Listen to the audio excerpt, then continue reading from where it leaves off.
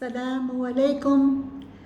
This is part 2 of the simple explanation of the basic principles, fundamentals, foundations, dogma of Islam.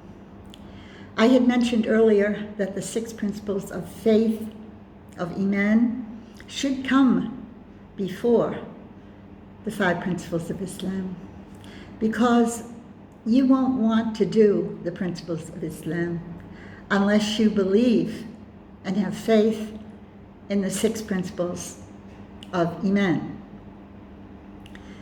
The 5 principles of Islam begin with the Shahada, the testimony, and that's actually the first one in the principles of Iman as well, because Allah is the whole reason why we are here learning about anything. Allah created us, and He put us where He wants us to be, in the manner in which He wants us to develop. The whole reason we're here is Allah wants us to know Him, and then love Him, worship Him, obey Him, and yes, fear Him, because He will judge us on Judgment Day according to what He has allowed us to know. Now, I'm just going to list the other principles, but certainly when I do details, which will be in the upcoming video, I will begin with Allah, and there will be a whole lesson about Allah, as there will be about the other 5 and 6 concepts that I've been giving you. The 6 being Iman, the faith, and the 5 being Islam, which we're on now, being the practice, your submission. In other words, the rules. I'll do a separate lesson on every one. And of course, the fundamental number 1, and the longest lesson, will be about Allah. What is the meaning of Allah? Well, stay tuned and you'll find out, inshallah, if Allah wills. So Allah being the supreme power, the supreme guide, the one and only aspect of anything that you ought to turn your face to. No human, no system, no power, no person, no idea, nothing imaginary that you could ever conceive. Throw them all away. Turn your face to Allah. So that's the first, the testimony of our 5 principles of Islam.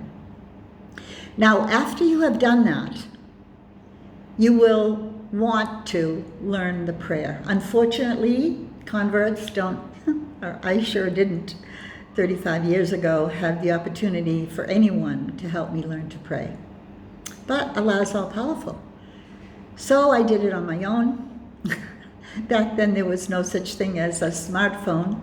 I got books and I wrote it out, and I copied it, and I would place it on the floor as I would try to do the postures, and eventually I did it. But you must pray 5 times a day, and these times are specific at dawn, actually before the sun is up, and then at noontime, approximately between 12 and 1, and then at midday, and then again nearing sundown, and then the last one is in the evening.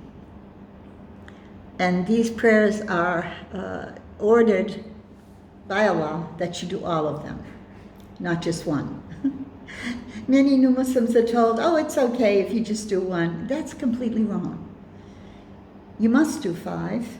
And if you want to be a Muslim, it's an order, yes.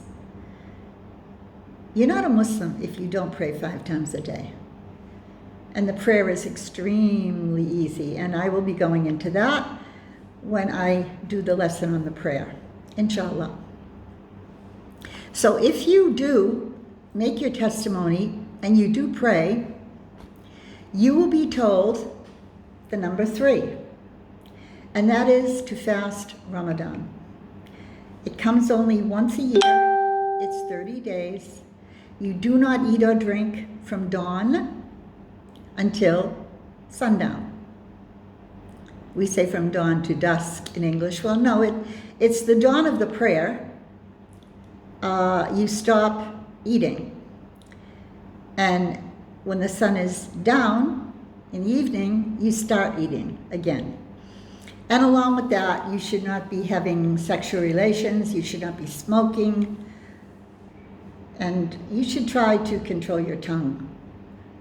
So when you have that finished and accomplished, now you're ready to pay the charity, which is 2.5 of your expendable income after you have met all your expenses. This is called zakat.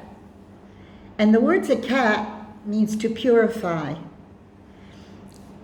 In essence, you're purifying your money, meaning you're sharing it. And you do realize that Allah has ordered this. And this is only for those who can afford to do it. You see how merciful Allah is? The last one is to make the pilgrimage to Mecca in Arabia. Today it's called Saudi Arabia, but that's only been about 100 years or so. Before that, it was just called Arabia, or the Arabian Peninsula.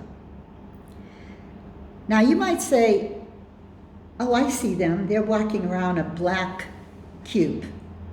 That seems very weird. Yes, it does. I thought so at first, until I started to learn the reason for this. And I will go into great detail in my lesson on the fifth principle, which is the Hajj, because it's a miraculous thing. And it is far from weird. It's extremely logical. I'll just give you a little hint.